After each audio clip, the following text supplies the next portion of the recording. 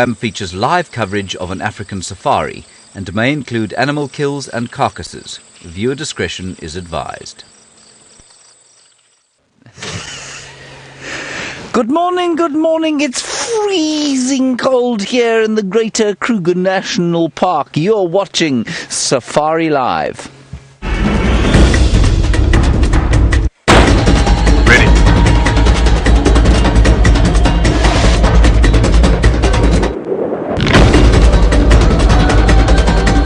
Standing by.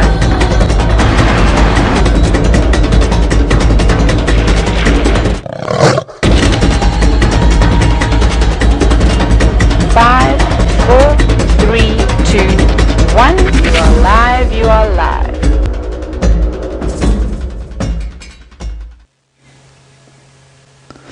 Good morning again. It is very cold here in the northeast corner of South Africa, and the sun is just about to peep up over the, cloud bank that is steaming in from the east.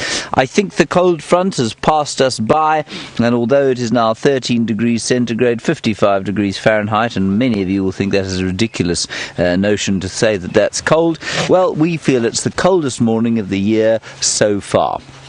I think the cold front has, however, absconded, and today is going to be a beautiful day. My name is James Hendry. On camera today is Fergus. Hello. Hello, Fergus. Yes, very good. And in the final control, we have Chantel on the Vox. I'm not sure who's on the keys this morning. It's probably Megan. It could be Louise. It might be Jerry. Who knows? Then on the other vehicle, we have got Tristan. He is driving towards the north, perhaps to find some lions, and Jamie Patterson is on foot. She is being filmed by the grinning figure of Batman, whereas, of course, Tristan is being filmed by Sebastian. All of that is immaterial, because what is more important is you and how you're going to get hold of us. Hashtag Safari Live is how you do that. That is in Twitter. That is no other way to hashtag anything, I don't think, other than on Twitter. So please ask us questions, send us your comments, and we will get back to you as soon as possible. My plan is to head far to the south, and then far to the east, and see if we can't find Thandi and Thamba on their kill from yesterday. That is the plan today. Let's have one last look at the goldening horizon, and then we will get going. The fairly typical subdued dawn chorus of the morning in winter. The odd dove, and the old hornbill, and the old francolin. Otherwise, everything is calm and quiet. Good. On we go.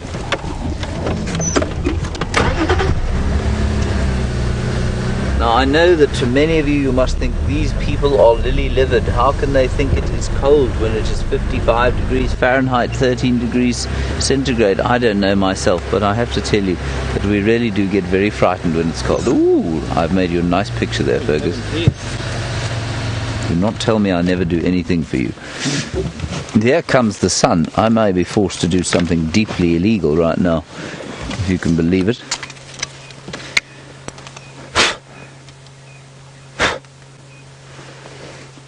Final control, are you still there? Just checking. We may have lost communications with the final control. No, I'm still plugged in. Oh, they're still there. Right, there we are.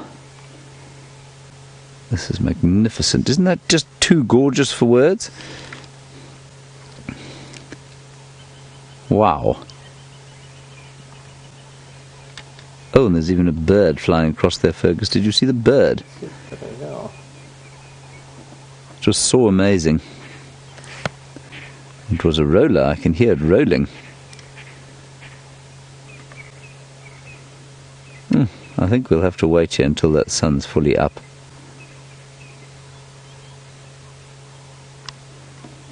Just gorgeous, gorgeous stuff.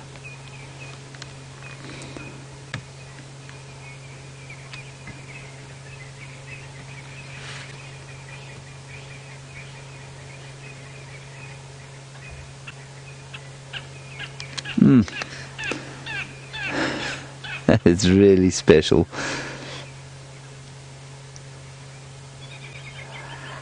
What happened there, Fergus? New camera? New camera. Ours decided to close itself.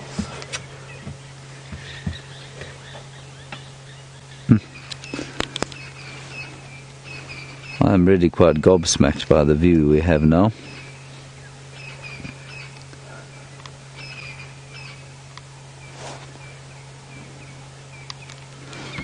I wish that bird would do something on the tree there.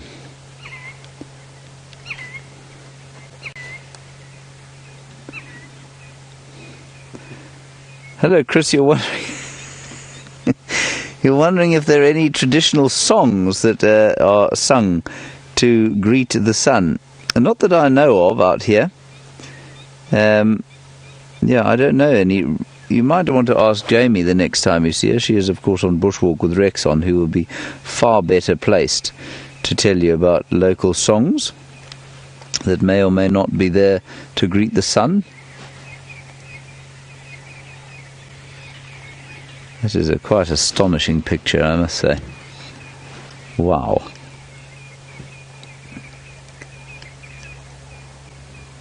Oh, as the sort of mist, I'm sure that mist is going to disappear fairly soon today.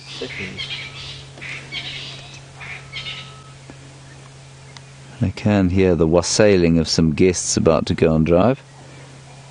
Sorry, Dina, I missed your question. Can we have that again, please?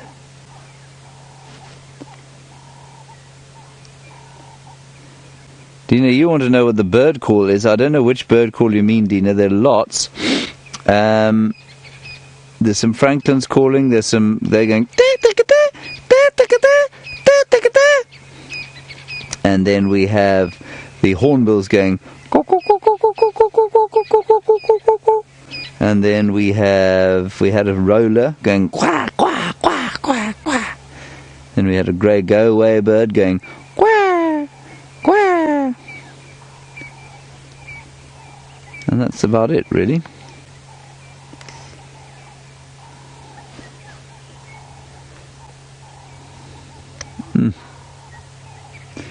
What a day. All right, everybody, we're going to continue down to the south in the light of this gorgeous, gorgeous sunrise.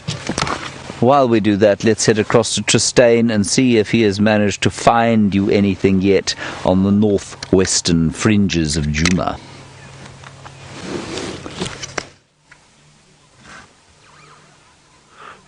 Good morning, everybody, and welcome to a rather chilly sunrise safari. As you can see, it is rather cold out here, but it is a beautiful morning. So besides the cold, it is very pretty. We've got these misty sort of layer and that sun that's coming up, and it's going to be a wonderful day. Now, as James said, my name is Tristan, and on camera today I've got Sebastian, and we are out in the northwestern corners looking for the Nkuhuma Pride. So I'm trying to see if there's any sign of them. So far, no tracks. They are not where they were last night, and there were tracks going up and down. So I'm just checking now along Vuurtele access side, and then I'll go around and check the northwestern boundaries just to make sure they haven't crossed out. But Rex said to me on his way from the gate this morning that he actually saw tracks what looked like a herd of buffalo, which is exciting news. So we're going to go try and see if we can't find that, and maybe, just maybe, the Nkuhumas might be trailing them. So there's lots of promise in the air. Now, we're trying to see if we can't find this pride fairly quickly, because it would be nice to be stationary. There we go. So Seb's actually showing you the sunrise there through the mist. Isn't that beautiful? It is very, very pretty. Now, Seb is on his new camera this morning for the first time. So Ferg was on it yesterday, and Seb is now giving it a bash and trying to see how it goes. But isn't that beautiful? That is very, very pretty. Well done, Seb. Right, from one sunrise to another, let's go across to Miss Patterson on her last morning at Djuma for a few months and see how she's doing, and see if she can say hello to all of you. I'm doing very well, but feeling really rather nostalgic. But what a beautiful sunrise to be greeted with on my last morning on Djuma for a little while, however long a little while may be. It's very pretty this morning. Good morning, everyone. My name is Jamie, and this morning Craig is on camera with me, and we're heading out on foot. I'm not leaving Safari Live, and I'm not leaving Djuma forever, but I'm going to Kenya on Thursday. So today is my last morning, and then I've got to drive to Joburg straight after our morning safari. So, long day ahead, but let's make this last walk a fun one. Maybe we'll find shadow, you never know. I keep hoping. The one animal I was really hoping to see, well, not the only one, but one of the animals I was really hoping to see before I left. I didn't manage it. I missed out on seeing Shungile as well. Got sunspots in front of my eyes. And it's a nice chilly morning. The tracks are going to look perfect and beautiful and fresh, so let's go see what we can find. And of course, half of the reason that we do these bushwalks is because being on foot means that you come into contact with some of the smaller things as well. Insects, tracks, anything interesting like that. You never know what you're going to find on your bushwalk. We're sort of in the direction of where the Nkuhumas were last night. I know Tristan wanted to go and look for them. I wonder whether he's had any luck.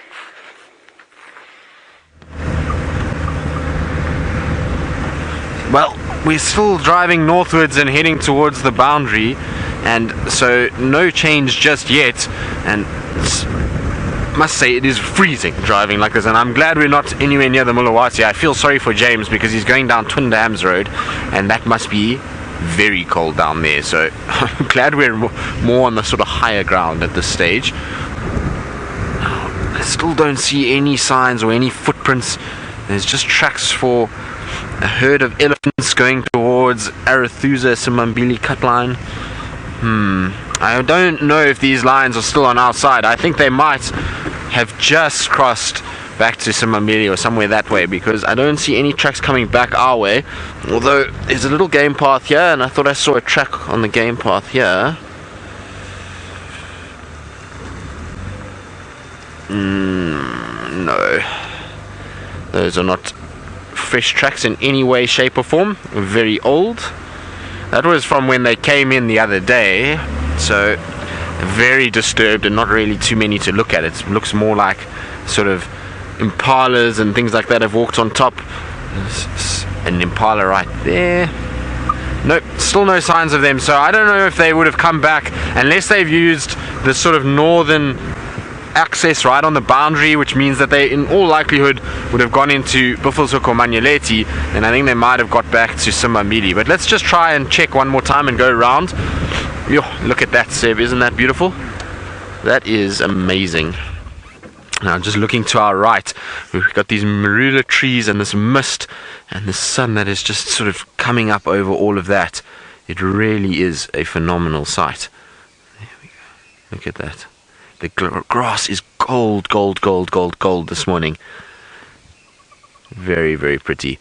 And after sort of quite cold weather that we had on Sunday, and then yesterday it was windy and cold in the afternoon, I must be honest, it's quite nice to see that golden orb coming up and it to be quite still at this stage. Hopefully we won't get that wind that we had yesterday, because that wind was icy yesterday, and I'm hoping that it's now blown itself out and we're going to have more scenes like that over the next few days. But isn't that beautiful? That is as good as it gets in terms of a sunrise.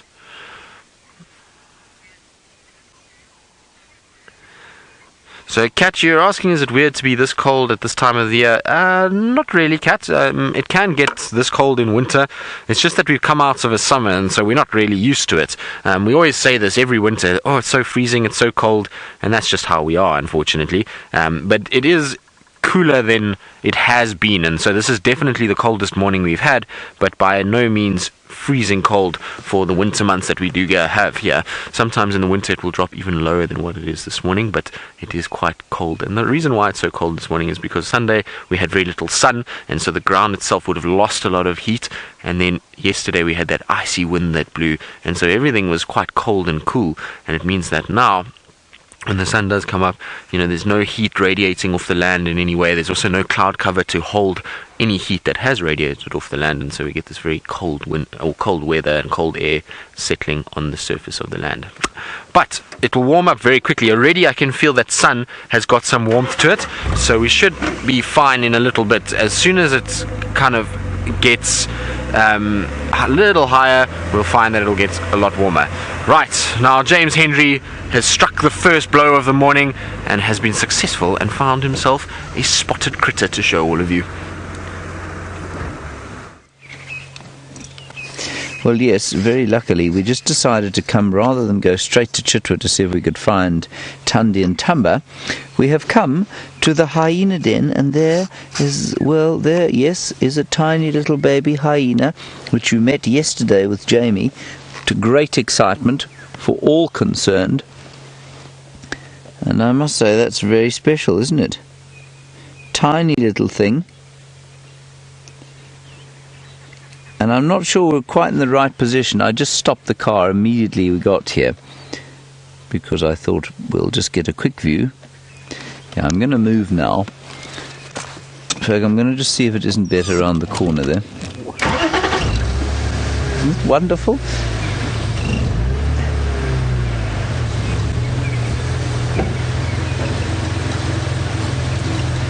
Where's the other one, though? Where has Ribbon and her baby gone?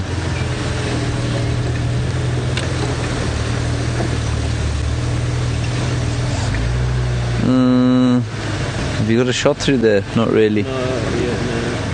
Let me try up a bit more. Oh, yeah, maybe we were in the right place. I think there's too much bush in this way. Let's go around. I don't want to get too close. We want to give this little one a bit of time to get used to us. There are lots and lots of other hyena tracks around the place, so I'm not sure why or where the others have gone, but their tracks are around. Maybe Ribbon's little one is inside the den.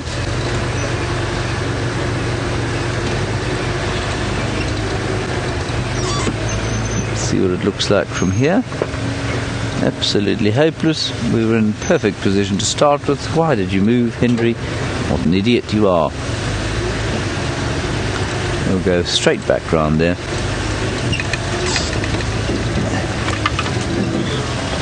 Of course, we are in Wendy, which means that we will need to do a 65-point turn here. And while we do this, I just want to quickly relay a message to Tristan via the final control.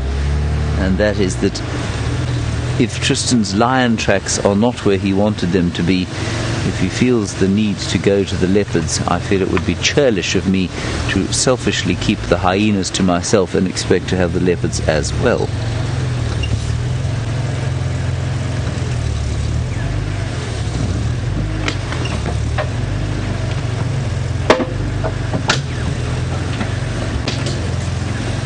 Right, well, we'll stop there for now. I'm not sure the little one is going to come up again because she's now suckling inside. Let's spend 5 minutes here and see what happens. I've really parked beautifully for you, haven't I, Fergus? Don't worry. I'll make it happen. Now, where are the others? In a chilly morning like this, just as the sun comes up, you'd expect them all to be around here. Because I think Jamie had more than just this little baby here yesterday. But I'm not sure. Now, if you are perhaps a new viewer, or you've just joined us, or didn't join us yesterday, Jamie discovered this little baby, that little one there, sort of large rat-sized hyena. Yesterday she came here looking for Ribbon and her youngster and found this hyena, who could be the scar-backed female, and of course this magnificent little baby hyena. Alrighty, we're going to sit here for a few more minutes, and if nothing else happens we'll move on, but in the meantime let us head all the way 1,600 kilometers up to the Mara with Brent. Kenya for your very own live African safari. My name is Brent Smith. I've got Dangerous Dave on camera, and we're coming to you live from the Masai Mara in Kenya. So we've got one of the Angama lionesses right next to us here. She's enjoying a bit of sunshine on top of Termitaria, and it is what an absolutely gorgeous morning. And the Angama lions are spread out on this wide open plain just below the Olololo escarpment, and we're hoping that they're going to be busy hunting at the moment. They look like they're just enjoying the first early morning rays of the sun. Remember, hashtag Safari Live on Twitter if you want to ask me about any questions that's happening here in Kenya. Is this incredible, bringing you a live safaris from South Africa and Kenya simultaneously. Oh, she looks quite comfy in the morning sun there. When we first found her, she was marching through this long grass in search of warthogs, I'm sure, and that is this particular pride's favorite feast while they wait for the great migration to arrive. Now, there are some more of the lions spread out further down to the east of us, actually, sorry. But we're just going to see what she's up to at the moment. And as you can see, it's beautiful and sunny here in Kenya, but there is a very cold wind. We had quite a bit of rain last night, which Dave and I are quite happy about. It means we will no longer spend our days completely covered in dust, which is what's been happening while it hasn't rained for the last few days. Well, it hasn't rained much, so the rain has dampened the dust, and we will probably look a bit cleaner than we have been for the last few days. There you can see those lovely balanites trees in the distance, and dotting the Mara, and of course that's what the word Mara means. It's sort of spotted or dotted. It's a Maasai word, and it refers to the open plains dotted with balanites and acacia and shepherd's trees. And there we go. You can actually, if we zoom in, we can have a look. And you see camp from it was camp hidden around the corner. And it's hidden around the corner. Oh dear. Just around the corner. Of course, we're with the Angama Pride, and if we look to the top of the cliffs there is the Angama Lodge, and with a majestic view over the Masai Mara.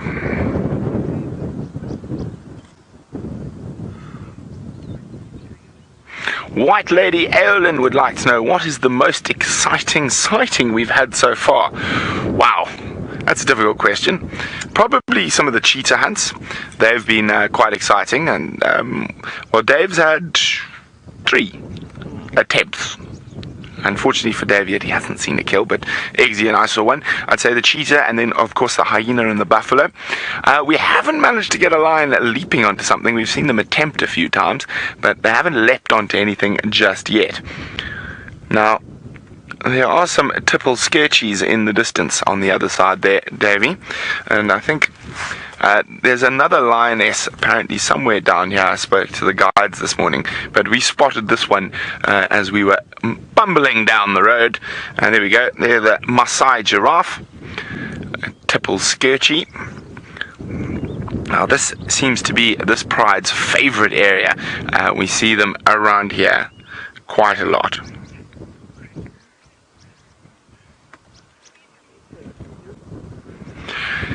Hi, Lauren in Illinois. Lauren would like to know, what season is it in Kenya? Well, we're right at the end of the rainy season.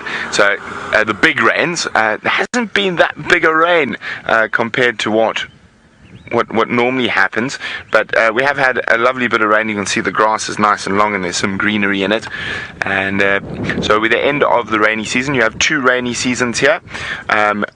November, December, then you have a dry patch through January, February, and then March, April, May is the big rains. So we're about to head into the dry season at the moment, but we should still get a little bit more rain.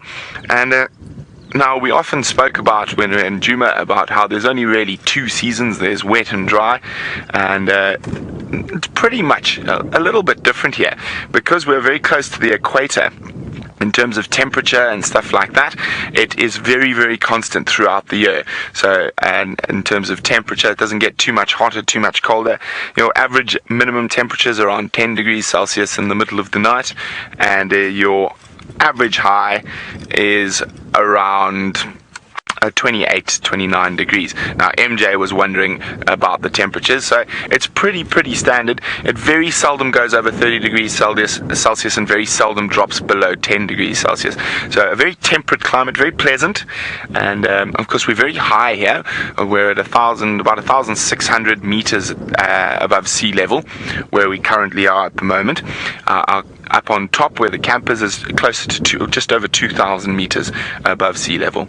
So it is very high, and that's one of the reasons that the Masai Mara is so absolutely fantastic, is because at high altitudes you generally get much better rainfall, and because of the volcanic soils here, Thimba grass, which doesn't normally grow so well at high altitude, has found this nutrient-rich volcanic soils with high altitude, so you get seas and seas of some of the best quality grazing in Africa.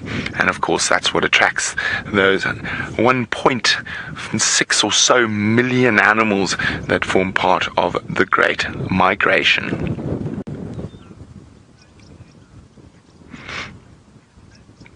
Amber's wondering how close we are allowed to the animals there. Well, it depends on the area you're in. It is pretty much the same as the Sabi Sands. If they come up close to you, you can be as close as the animals want to be to you. Now, certain areas, like where we are at the moment, and especially after the rain, you don't want to go off the roads because you will get heavily stuck in the mud. And when watching lions, one does not want to be digging and jacking and trying to put trees under your tires. There are also areas that are called high usage zones, and you must remember that this is not like the Sabi Sands. It's not private land, so there are lots of people that come into the park. So of course we do have different permissions, but you have high usage zones, and this is also a high usage zone. It means there's the capacity for a lot of vehicles, and a lot of vehicles off-roading would be bad for the bush. It would leave ruts and affect seep lines and things like that. So this area for everyone generally is a no-go zone in terms of off-roading. Oh, tired kitty. But there are other areas, and it all depends on the soil types and that. And the Mara Triangle is a fantastically run reserve.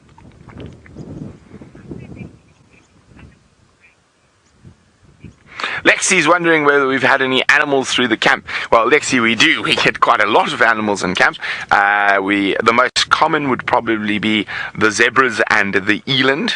There's also some impala that come through camp. There's actually quite a lot of waterbuck that come through camp, and baboons, of course, wherever you go there are baboons, and hyenas that come through camp quite regularly. But the coolest thing that lives in our camp, and I'm going to tell you, you've got to Google it.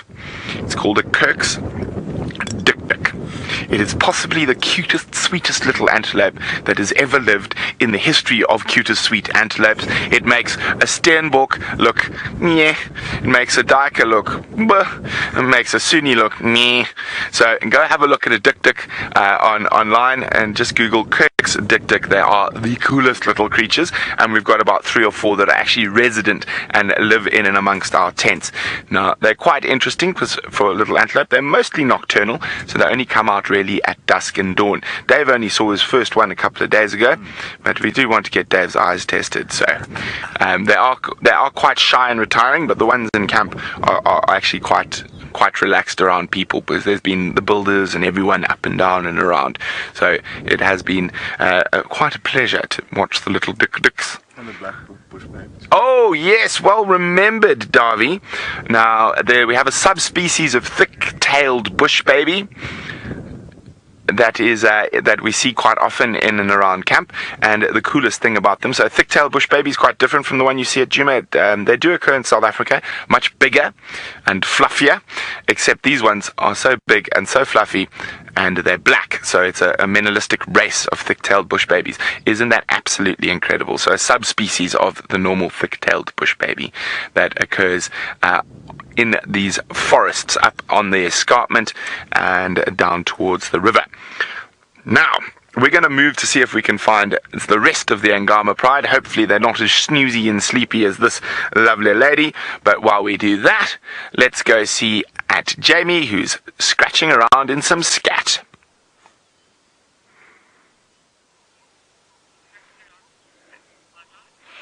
interesting scat. So not just scratching around in this pile of scat for the sake of scratching around in a pile of scat.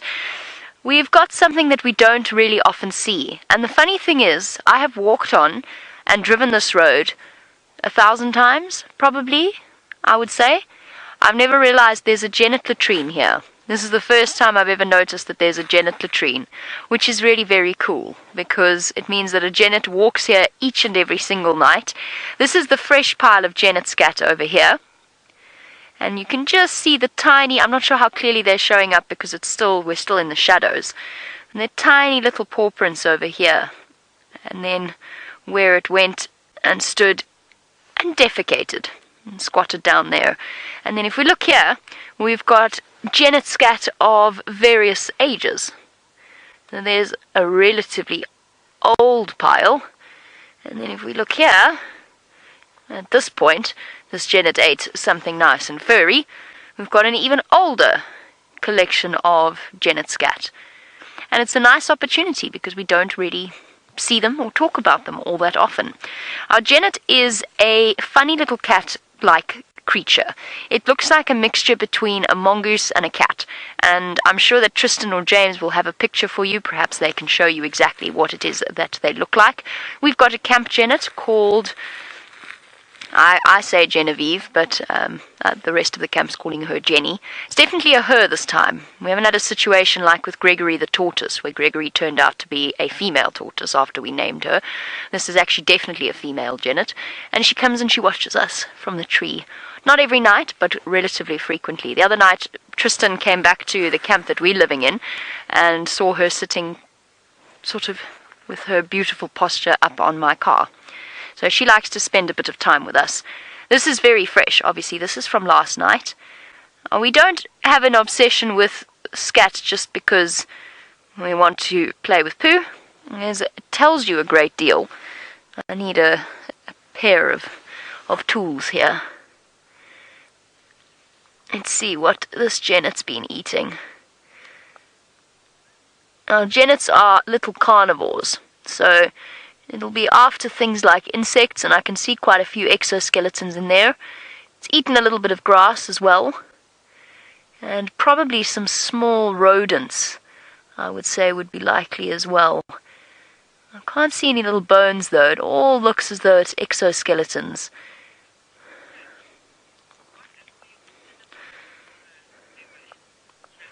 Now, Chris, you want to know, why don't these animals cover their waist?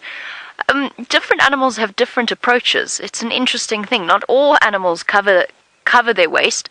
Civets, genets, they have, well, a civet has a civetry, which is basically a latrine, or a midden. It's just different names for essentially the same thing. Hyenas don't, lions don't, genets don't. It serves as a territorial marker and a sort of a social media status update for the other genets of the area when they deposit their scat like this. I've seen leopards cover their scat and lions cover their scat at a kill site, so they seem to have a sort of general sense of food etiquette in that particular area, although not really. They don't do a particularly good job. Might be covering up the scent, but to be honest, the scent of a rotting buffalo is likely to carry no matter what the situation that you're in. And then, interestingly enough, you've got two contrasting approaches between the duiker and the steenbok. A duiker and a steenbok both live in territorial pairs, monogamous pairs, and the steenbok covers its dung, and the duiker doesn't. It's just one of those little things, and some people say it's to hide the scent. Sometimes they say it's to keep the scent alive. Nobody can actually reach an agreement as to which particular approach. So it's just the differences in technique. That's not really the right word. Differences in behavior between the different animals, and genets don't cover their scat. Here we go. Unfortunately, though, we definitely won't be finding this genet on foot. It will be curled up somewhere tucked away, safe and sound. It really is a beautiful morning. I'm going to go and find some sun to bask in, and Tristan is enjoying the view.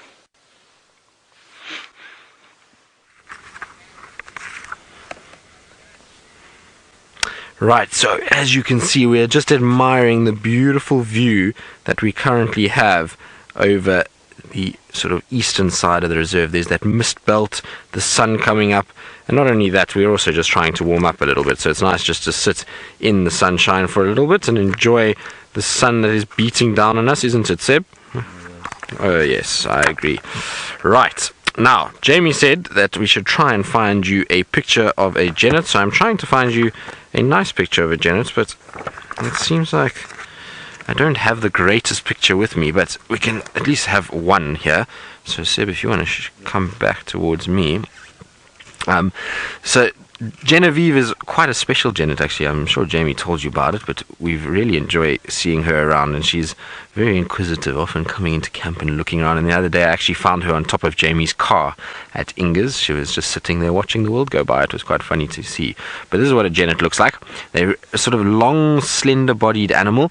They look a lot like a sort of weasel kind of shape in terms of their length of their body, a long barred tail that comes all the way down, and then they've got these sort of big ears and these white facial markings that you see over there. And those white facial markings are vitally important for genets because they're nocturnal and they come out at night. That just helps to bring light into the eyes and helps them to see a lot better. And then those big sort of ears help with being able to hear.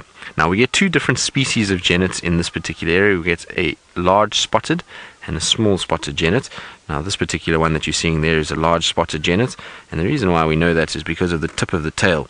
You can see the tip here is a dark tip. There we go. So if it has the dark tip, the large spotted; if it has the white tip, the small spotted. But I am almost sure that there is in some way some crossbreeding between the two of them, because I've seen ones that have these sort of much larger, rounder spots and have all the markings of a large spotted genet with a white tip to the tail. So I'm sure there is a little bit of crossover there, and it's not an absolute rule that you can use.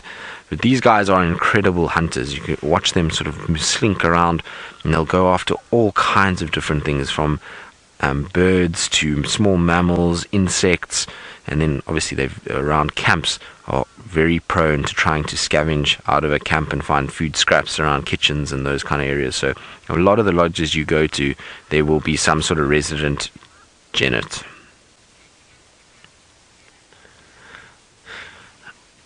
So Chitty Chatty Meg, you're wondering if we can get close to Genevieve. Well, yes, Chitty Chatty Meg, you can.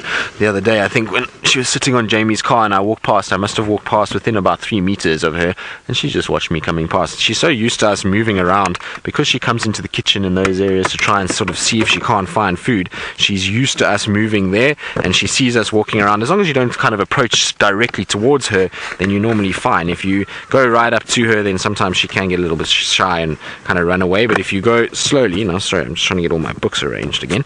But if you go slowly and you kind of walk past her, then she's absolutely fine. She really doesn't matter at all. She kind of just watches you come past and is very happy that you are around. So they do become very tolerant of sort of people being around. As long as you don't chase them or try and hurt them, they actually are quite fine with this sort of odd person.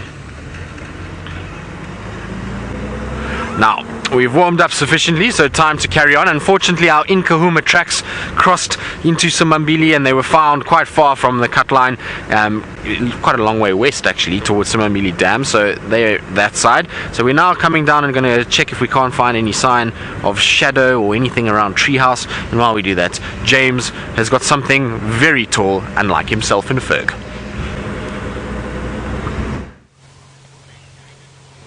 Hello everybody. Sorry, I'm just trying to figure out this giraffe, obviously. It's very beautiful. I'm just trying to figure out about this leopard sighting. We're not too far.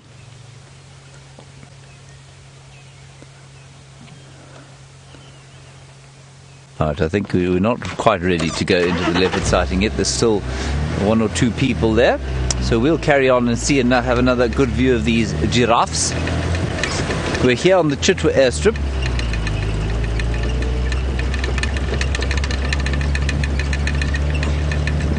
Apparently there were quite a few of them here.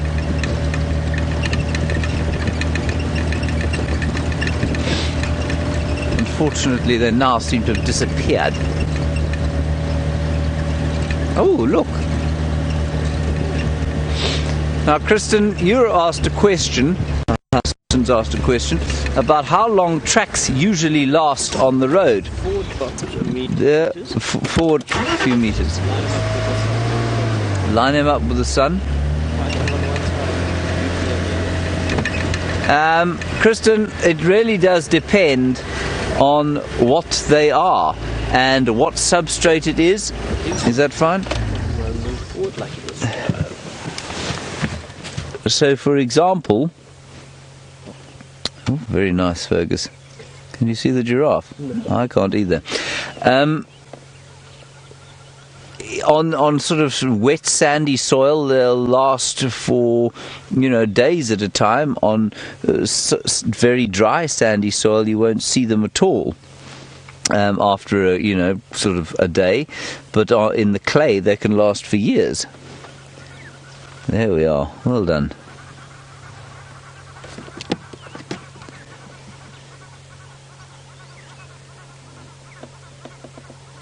I'm just going to quickly speak on the radio once more. Sorry, stations, my radio hasn't been working. It's okay now. I'm in absolutely no rush, but just keep me posted, please, for that sighting. I don't know if I'm still on standby or not.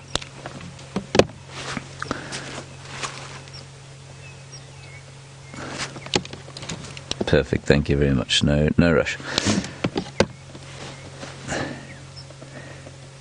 Isn't that lovely? Now, Fergus, I know that is quite lovely because the mane of a giraffe is well, it's pleasant, and so is the steam coming off her. Ah, there we go. All right, I'll give you that because I was going to move you on to the other two young bulls who are having a fight, but it's a very sort of half-hearted attempt at a fight. So let's stay with this lot. All right, let's go.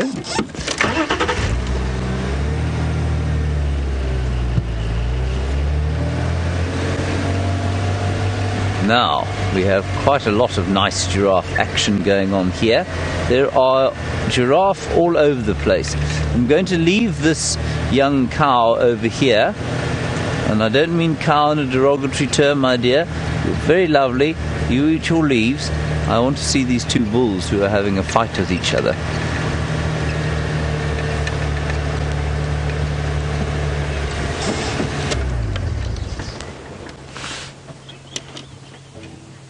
There they go. Hello, Lauren in Illinois. You're wondering about the difference between the giraffe here and the giraffe in Kenya. Well, there are slightly subtly different subspecies. This is the southern giraffe that we have here. And in Kenya, you have the Maasai giraffe. Now, the Maasai giraffe has got slightly different, slightly less regular patterning than this southern giraffe. They're about the same size, but otherwise they're pretty much identical. It's a little bit like a different race, really. I mean, they could definitely breed with each other. There'd be no trouble at all with that.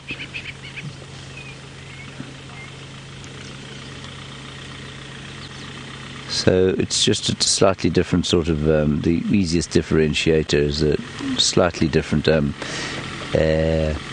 patterning. The most obviously different patterning that you find on a giraffe is something called a reticulated giraffe of northern Kenya, which has got the most amazingly geometric and red patterns. Now, everybody, I'm going to give you a very large treat. Over here we have somebody who might look relatively familiar to you, and I know he hasn't signed a release form, but I don't really care. Please behold the brother of Brent Leo Smith, Dylan Leo Smith. That's what I got to deal with. There he is, everyone. Fine specimen of a human being that he is. Right, that's enough of that. Let's go back to the giraffe. I think the giraffe's better looking. Nice to see you. Yes. Enjoy your drive. Can you believe it, everybody? He's now working at Chitwa. I'd forgotten about that. I thought I heard a voice I didn't recognise. Let's just turn a little bit to the side. you will all be very pleased to see him, I'm sure, and I'm sure if Leo Smith is still online, which he may well be in the Mara, I'm sure he's cackling away at the thought that his brother has just made a world premiere on Safari Live.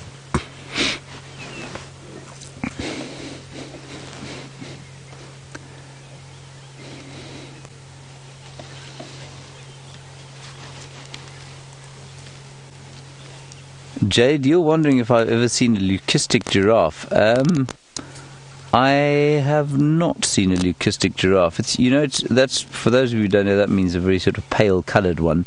In the same way that the white lions of the Thimba, etc., are leucistic. It just means there's a slight lack of pigment and they're almost albino, but not quite. I have never seen that. I'm constantly amazed, though, I've got to tell you, about how many people ask about albino and leucistic and different colour morphs of animals. It's really interesting. What I think you might take note of with giraffe, though, is that they are far more variable in their coats than many other animals. So although, if you find a leucistic lion, it's very clearly obvious that it's leucistic, it's that much more pale. But here, of course, on these animals, at least, sorry, the radio distracted me completely there. You'll find that some giraffe look almost leucistic because they're really pale, and sometimes they look a lot sort of darker, and where you might even consider them being melanistic. The most hilarious example of leucism I've ever seen was the Franklin. There was a Natal Franklin at the place I used to work, and in fact I think it was in their covey they used to produce a sort of leucistic chick every so often. And so the gene obviously ran somewhere in that covey between the two adults. And it was this little white feather ball. And I don't think any of them survived very long because they stood out like little sort of snowball beacons. And they would be devoured, I suspect, by the nearest gabar goshawk at its earliest convenience.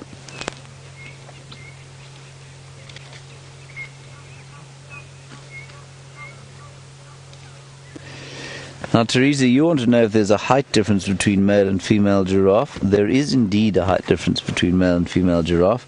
Unsurprisingly for mammals, the males are taller than the females, and I'll tell you precisely what that size range is, because I can't... Fergus, you all right? Fergus just had a bit of a sneeze there, everybody. Because I attempted a compressed sneeze. All right, we're going to talk about going into the leopard sighting now. Their height is roughly, for the males, 1 second. Hold a second. Mass total height. Males can get up to 5 meters. So males 5 meters tall and females 4.1 meters tall, which is pretty tall, really.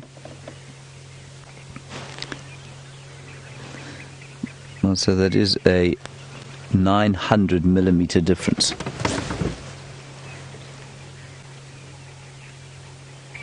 Tammy in Ohio, you're wondering how many giraffe are in this reserve. It's impossible to say. I don't know how many there are on the Kruger, and because they move around a lot, they're not territorial. It's quite difficult to tell how many there are, and they're nomadic. They move in and out of the area. Sorry, I'm just going to get on the radio here again. Excuse me 1 second.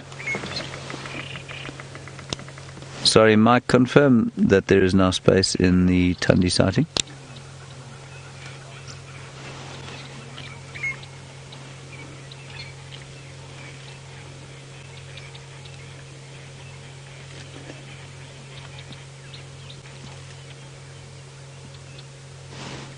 Okay, copy that. Right, sounds like we can go in towards the leopard sighting, everybody, so I think we're going to just try and clear up the confusion and head that way. Let's see what we can find. We're probably about 5 or 6 minutes away. So let's head across to Tristan and find out what's happening with his lion tracks. I'm going to try and find the leopard sighting.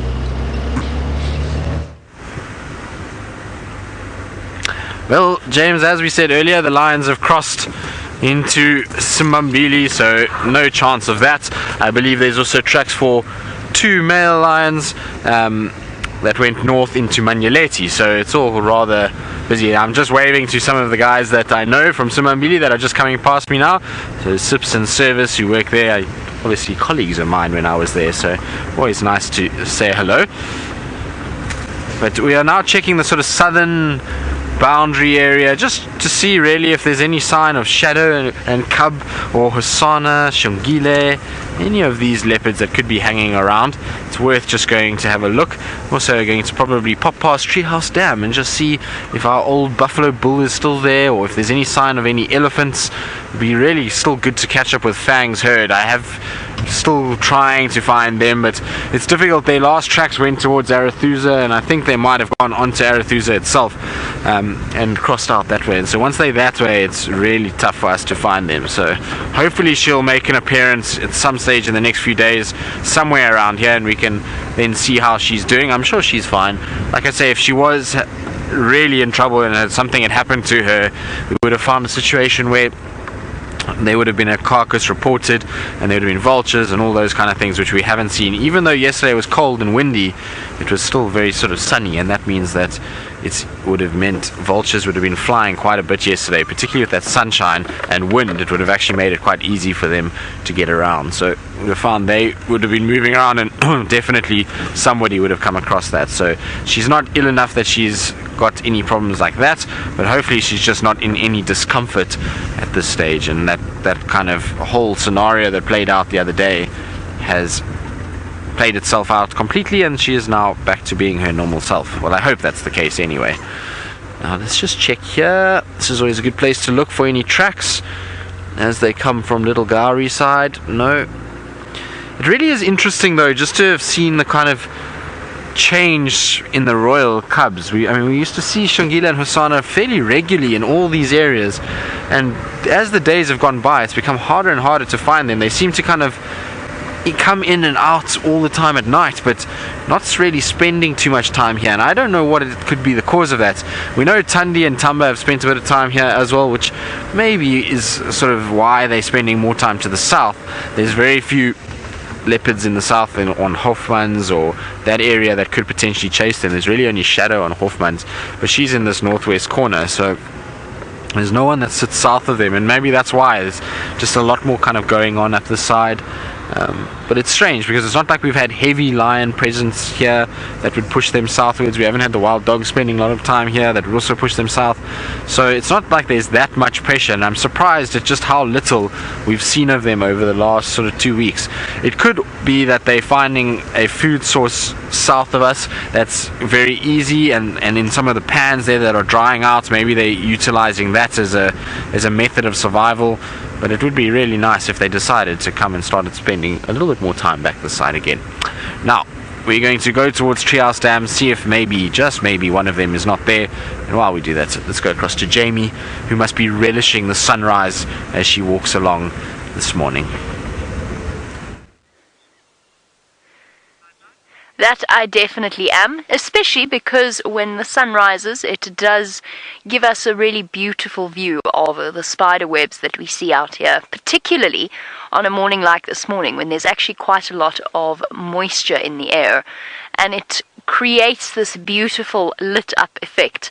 Now by now, I think most of you know exactly which spider this is. It is our tent web spider, and he or she, I think she probably, is tucked away underneath the tent sort of roof part, if you can imagine it like that. I don't want to break her web, but she's underneath that big pile of debris, the exoskeletons of previous kills that she's made, that basically acts as well as a good point to secure her web.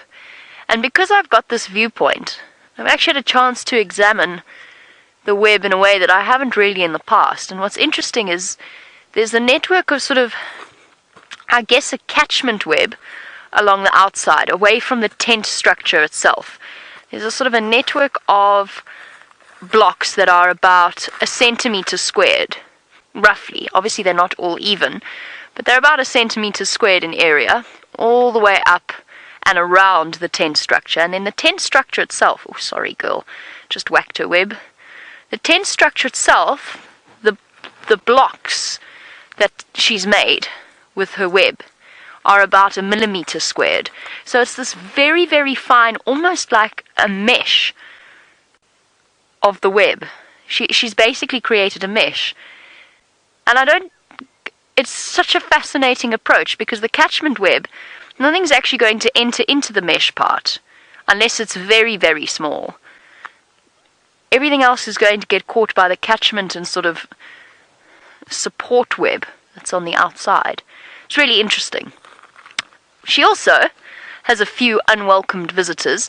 You know what I found out the other day when I was on bushwalk with Gendre is that you don't just get the mercury drop spiders or the dewdrop spiders, and there's about 5 of the traditional looking ones in here. Tiny, tiny, tiny little spiders that look like drops of water.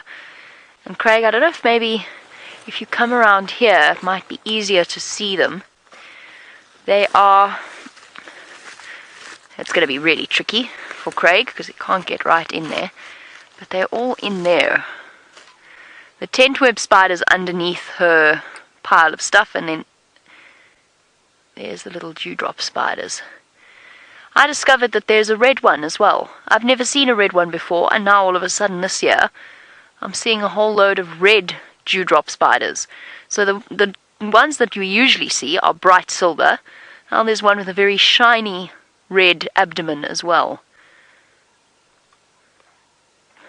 She is hidden at the moment. Oh goodness. Spiky tree. Corey, you want to know what sort of poisonous spiders there are out here? None, actually. You could eat them all. Venomous spiders, we've got quite a few. We've got the recluse spiders that live in our tent. There's brown button and black button spiders. We've got the sac spiders, which are highly cytotoxic. The nastiest ones, to be honest, are the cytotoxic and the sac spiders and the violent spiders, because their bites are cytotoxic, so you don't notice them initially, and then you start to scratch, and then the scratching turns into a massive weeping wound after the progress of a couple of days, which in turn often gives people septicemia. And I know Steph wound up in hospital with a sac spider bite to the head.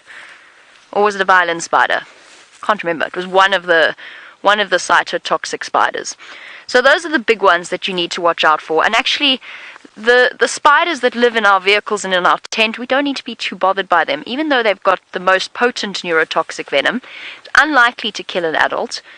Small children and older people, you do have to monitor them if they get bitten. But those spiders are so relaxed and very, very chilled. They're not aggressive spiders, and they don't often bite. But the cytotoxic ones frequently do. I've got wonderful news. I've just been thinking that this morning is the perfect morning to watch something beautiful, and James has got a glorious leopard on a termite mound.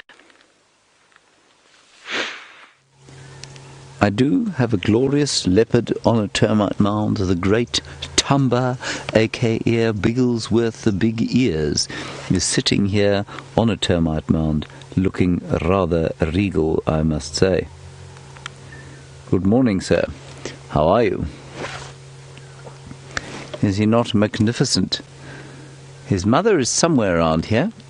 I'm not sure where exactly. She apparently is also sitting on a termite mound, looking rather regal, and her kill somewhere in a tree not too far from here. But this little fellow, rather like Fergus and I this morning, decided that he would really quite like to have the sun on his face.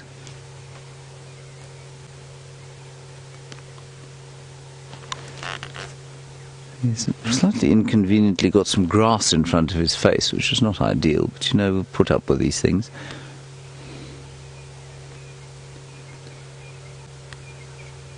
Oh, he's very tired.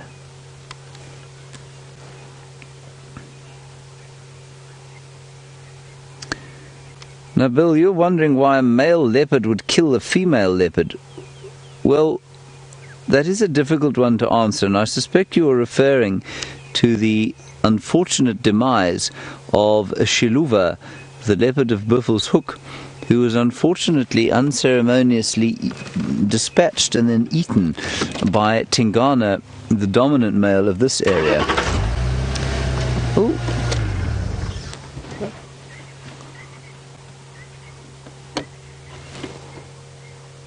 Sorry, I thought he was going to leave us, so I thought we'd join him. Bill, why he did that is really unclear. We are not sure. We do know that what she did was she mated with Mvula a few times before she was killed by Tingana, and so that might have had something to do with it, but how Tingana wouldn't have known that, how he would have had any idea that had taken place, or if she was carrying the offspring of a strange male leopard, is unclear. So I really don't know. Maybe he smelt Mvula on her. Maybe he had just had a fight with Mvula and was in a sort of heightened state of tension and, just was sort of, there's always conflict between male and female leopards. It's always a tense meeting. Maybe just bubbled over into violence in the same way that it sometimes does when male lions come across females, especially sort of young males and females, if there's a pride takeover or a coalition takeover going on. So I don't know the answer to that. I don't think anyone does really, and I think it's really quite an interesting thing to think about and discuss. But we could postulate on the reasons for days, I suspect, and come no closer to the actual truth. He's rather special, isn't he?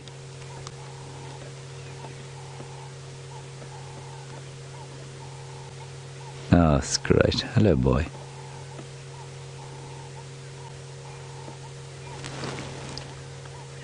There's something very regal about these cats.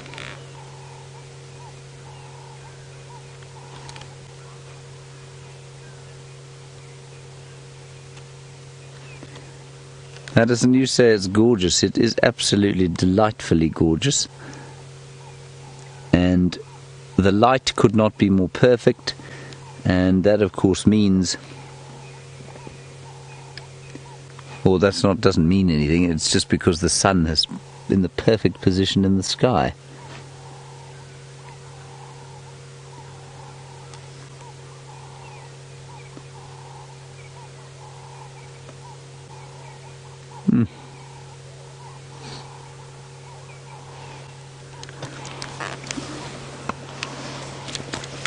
Now we'll sit here just for a little while, and then I think we'll try and find Mum, just to figure out where she is, especially if this chap is going to do as much sleeping as he seems to be doing now. Well, it looks like he's going to fall over.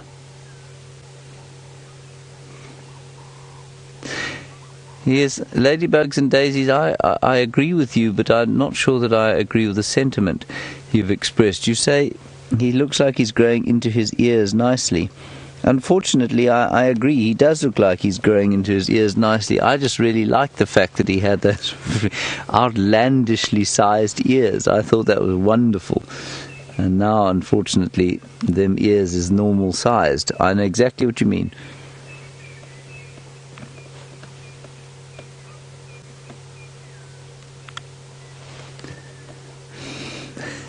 He's so happy and content up there, isn't he?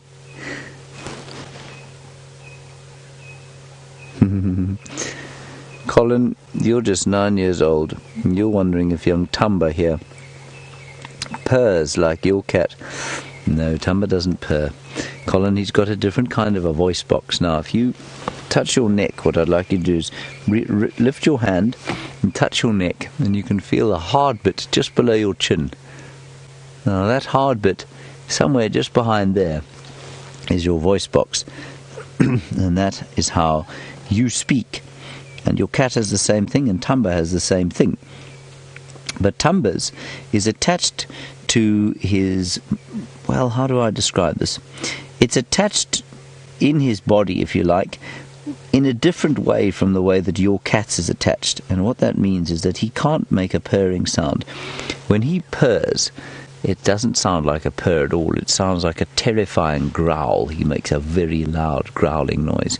Even though he looks very sweet, and he is very sweet, he will make a very loud growling sound. And that's because his voice box is different from your cat's.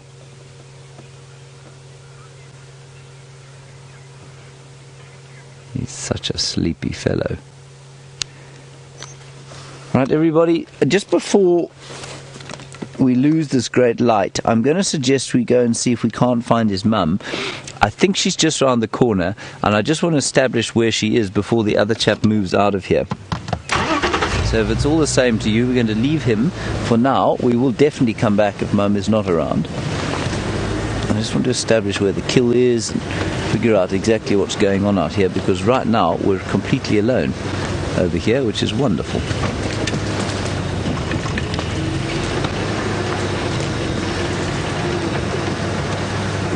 She's just over here, actually.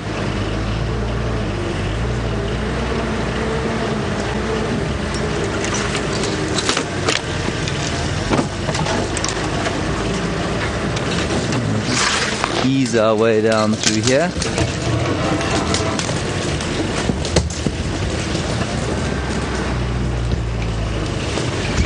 Oops, the daisies, nasty bumping.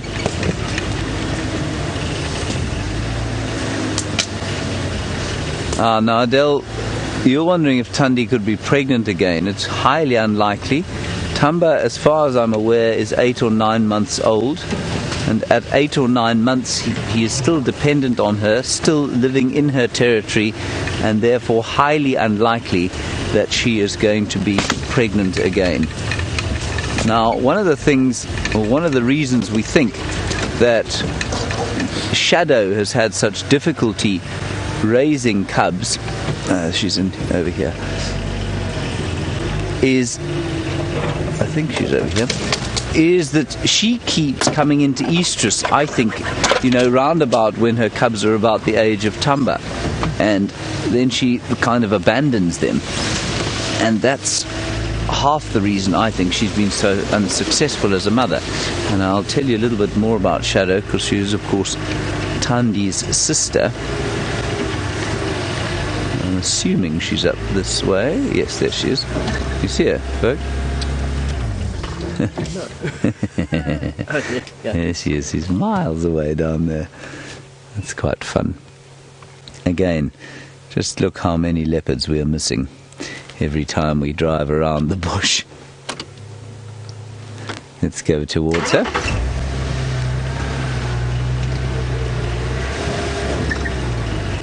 I don't know where her kill is. I'm assuming it's up here in a tree somewhere. Ah. Now, John, you're in Kent in the United Kingdom, and you ask a nice question about the size of leopards, and you say, what's the biggest leopard I've seen? I don't know. I think Tingana must come close. I believe the Anderson male's bigger. I don't think Mvula is quite as big. He's the other male here. The Campan male of X of Londolozi used to be pretty big.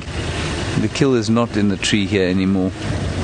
Was it in the tree before? It was on the ground? Yeah, before. Okay. So let's just drive through here. So, John, the biggest... there it is now. I can see it just to the left.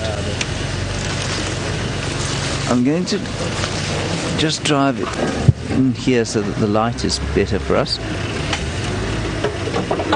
Hello, my dear. I don't mean to get between you and your food. I will get out of the way, I promise. There you are.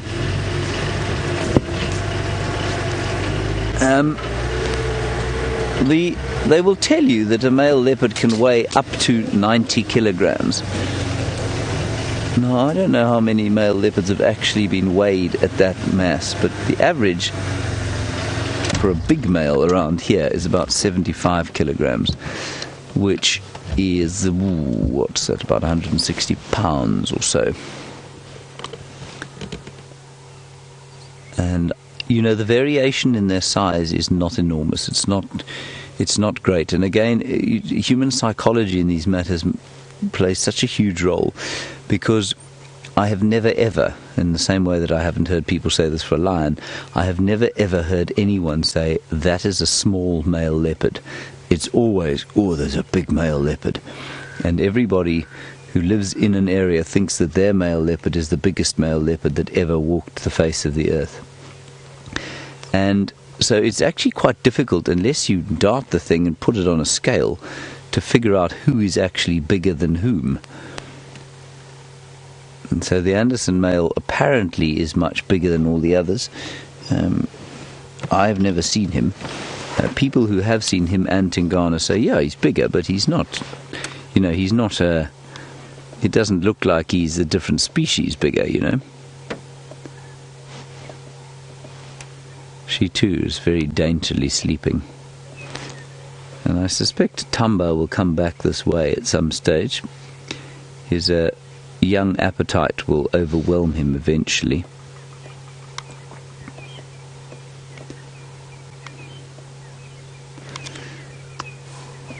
Now she is 10 years old, if I'm not mistaken.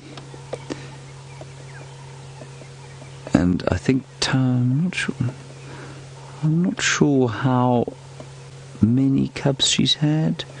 I think Thamba will be her 4th successfully raised offspring, if I'm not mistaken.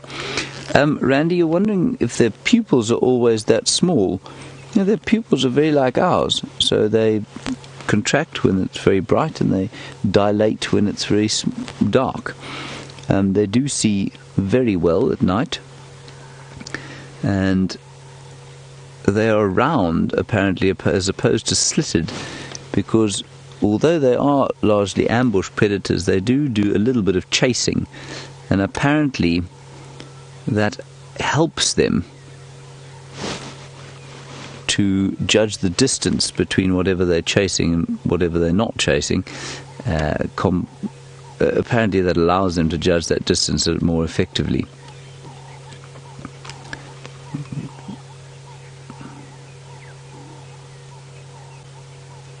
She's being very uncooperative by not looking towards us, but why would she? She's so tired. She's had such a tough life as a cat.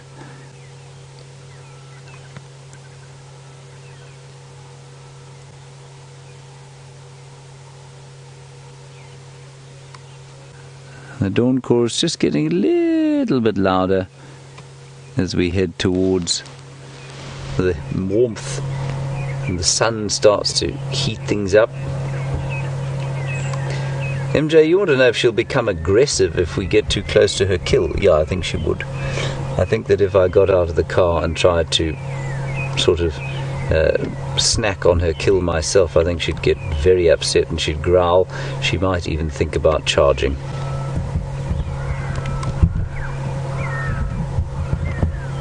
But they're very tolerant with the vehicles. She can sometimes be quite upset. She's not always that tolerant with the vehicles, and nor should she be. Some people take great chances and do a huge amount of they pressure the cats, and we need to be careful not to do that all the time.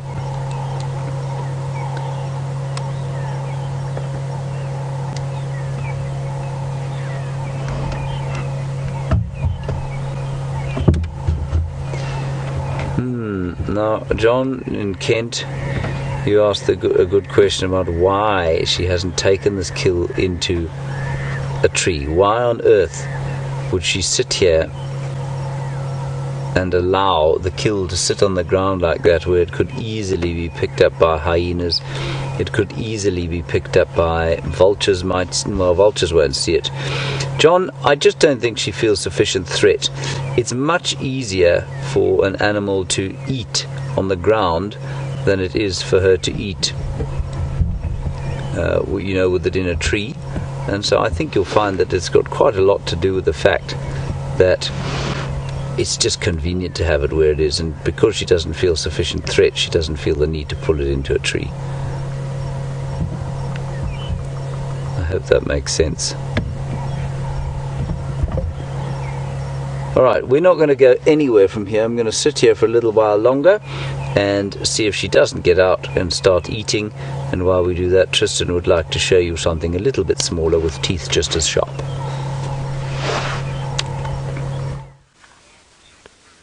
Indeed, we have the smallest land-based carnivores, so not quite as big as a leopard, but they are certainly far more comical. These guys are making me chuckle this morning.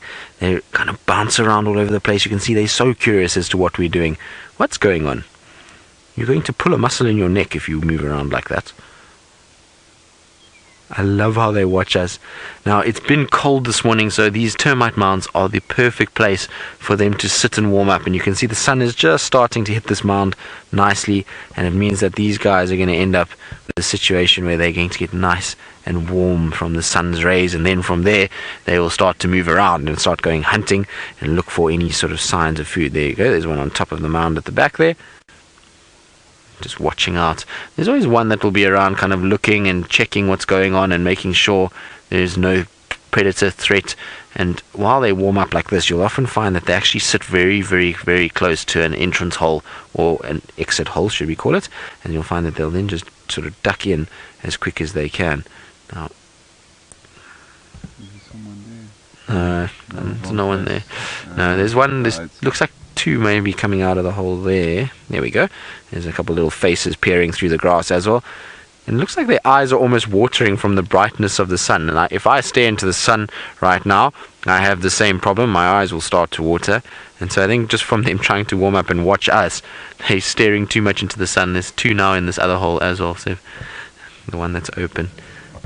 There we go. There's two of them. And it's amazing how many of them just start to come out. As you sit here for a while, more and more and more will start to exit the mound. There comes another one. Hey guys. Good morning. Oh, back you go. I love these things. They've got such character.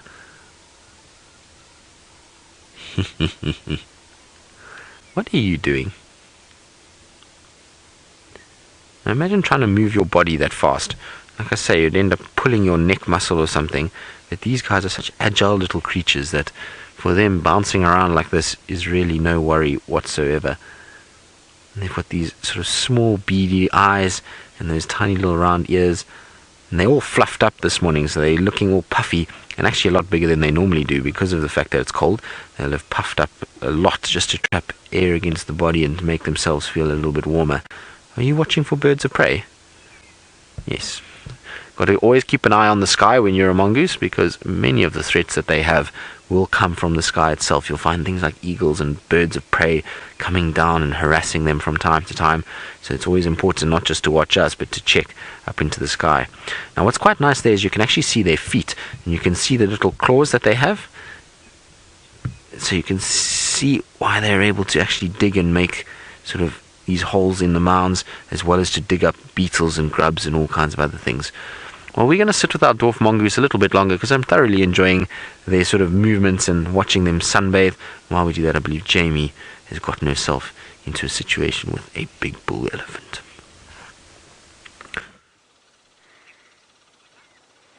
We've got a very big bull elephant, and he's very, very close to us.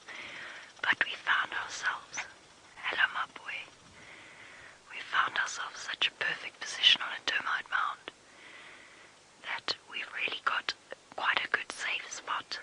And he knows that we're here, but he's not quite sure exactly. He knows there's something here. But because he's a big old boy, he's relatively confident in his own skin.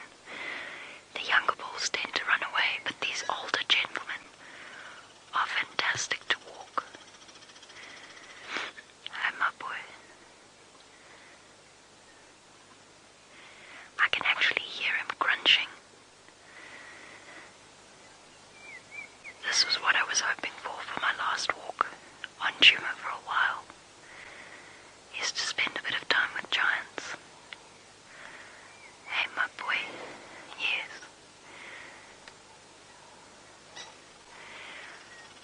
I don't know where Tristan is, but the kudu are going crazy to the southeast of me. Someone's cut line somewhere. Hey boy, see how cool this is?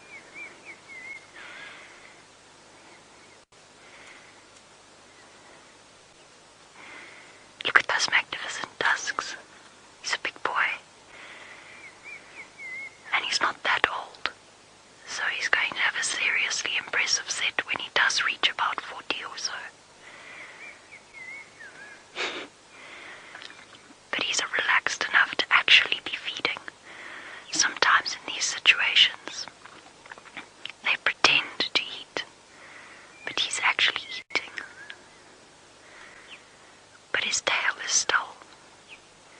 And he's looking at us out of the corner of his eye, so he knows that we're around. His tail's completely still. It's one of the first indicators when you're on foot that you've been spotted. Or at least that the elephant knows that something's happening.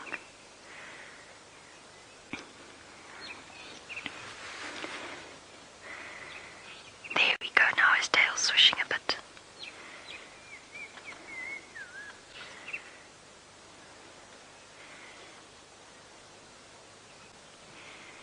These are really magic moments. You don't always get a perfect combination of circumstances. Where the elephant's in the right place, where you're on the right termite mound, where there is a right termite mound.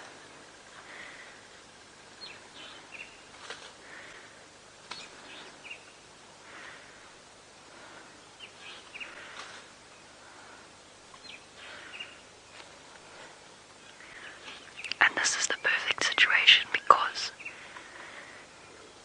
we're not changing his natural behavior. He's doing what he was doing before we arrived, and he's doing what he's going to be doing after we leave, which is eating bush willow, which doesn't look very appetizing at all.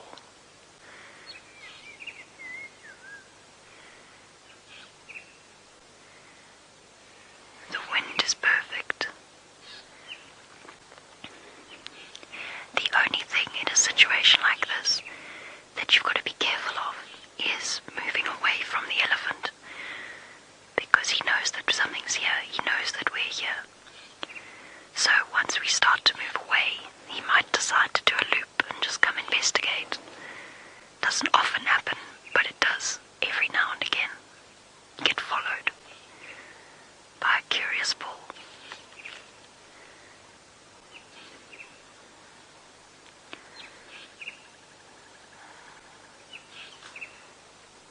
This is lovely.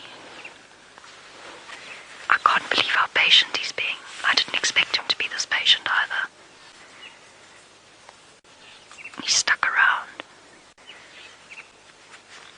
Usually, almost always when we're on foot, there's something between us and the elephant.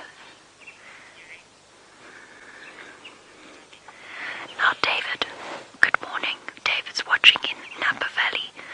You want to know how good an elephant's hearing is? Better than ours. Very, very, very good. So I'm whispering, but I'm pretty sure he can still hear me quite clearly. It's not bothering him too much though. Elephants are renowned for being able to hear sounds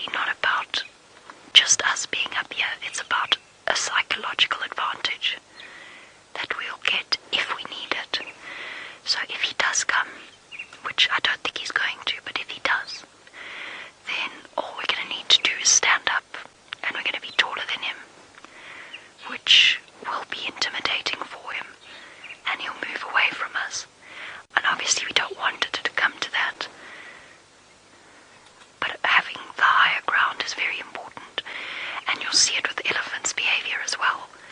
Like with Tristan the other day. As soon as the elephant bull was higher than him, it immediately started to feel like it could cause trouble.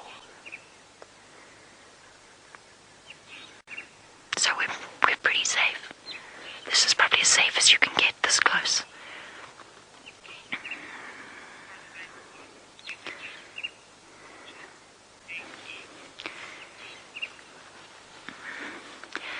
Morning to Benji. Yes, elephants do salivate quite a bit to chew on all of the branches. AMG, I think. They do salivate quite copious amounts to help to chew. I mean, you can imagine they chew constantly, all day, every day. And they also drink quite a lot of water to help their digestive system cope with that amount of roughage. But the big effect that it does have is on their teeth, because they basically wear down their teeth almost within the space of 10 years, and then they need another set to replace them. So ultimately they have to replace their teeth 6 times. Well, they get 6 sets of teeth, so they replace them 5 times. Look at that, he's eaten that entire tree with us sitting here watching him. That whole thing is gone. Or at least that whole part of it is gone.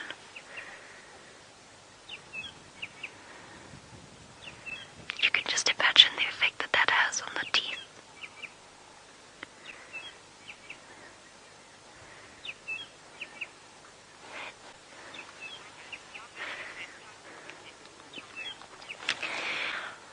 This is a big elephant bull. I haven't seen tusks like this in quite a while. But Robert, elephant tusks get much, much larger than this. Around about 40, the elephant bulls go through a burst of testosterone, and their tusks suddenly grow at a much rapider rate, much faster rate, much more rapid rate. And there are some massive, massive tusks in the Kruger National Park that are double my weight in terms of size, 80, 90 kilograms. And easily taller than Brent, so well over 2 meters. You could just imagine how heavy that must be, and what it's like carrying those on their face. There's some amazing pictures of the magnificent 7 of Kruger, but of course that's just in one area. In this area, there have been elephants with massive tusks all over Africa. Unfortunately, those elephants are slowly but surely disappearing from Africa, because that's naturally what the humans are after. Well, we're not going anywhere, but it sounds like James's leopard is.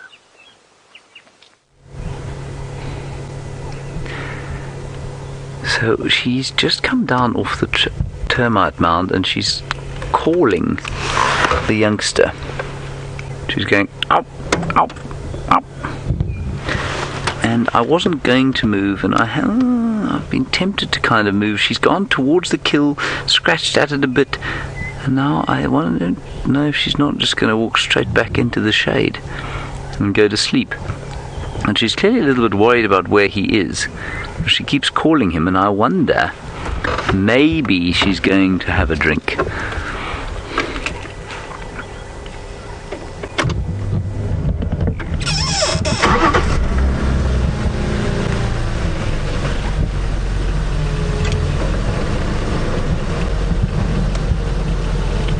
Now, Leo, you want to know what the biggest prey species a leopard this size will be able to take down. Leo, probably about the size of a male impala, big male impala.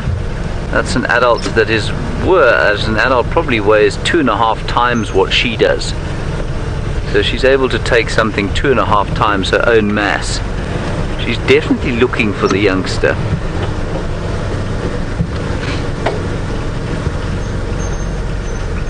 Goes. I'm going to keep turning the engine off, everyone, because she is calling and I don't want to distract that process.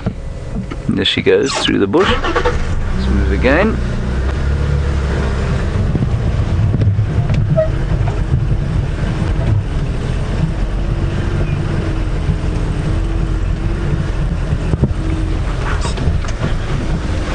Elizabeth, you're wondering how old she will live to. She'll probably live to around about, or potentially 17 or 18 years, but that would be really old. That is about the maximum size right there of what a leopard will be able to kill. A female leopard. That is an adult male impala.